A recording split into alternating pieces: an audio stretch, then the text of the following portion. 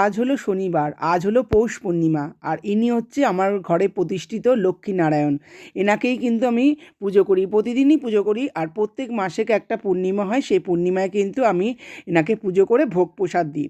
তা আজকে ভোগ প্রসাদের মধ্যে ছিল কিন্তু পায়েস আর খিচুড়ি, তার সাথে ছিল কিন্তু আলুর দম।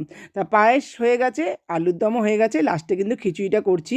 এবার সমস্ত ভোগ প্রসাদ রেডি করে এবার আমি ফল প্রসাদ কাটছি, গুছিয়ে নিচ্ছি, কেটে গুছিয়ে নেব। তারপরে ফুলও সাজাবো, ফুল, বেলপাতা, তুলসী পাতা সমস্ত একটা থালার মধ্যে সাজিয়ে নিয়ে তারপরে কিন্তু পুজোয় বসবো।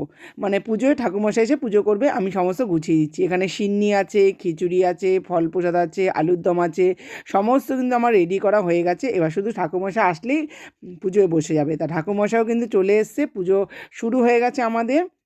কাসর, ঘণ্টা, শাঁখ বাজিয়ে আমাদের পুজো কিন্তু খুব সুন্দরভাবে সম্পন্ন হয়েছে, আর খুব ভালোও লাগলো পুজোটা করে। তা যাক, তোমাদের এই ভিডিওটা কেমন লাগলো অবশ্যই জানিও।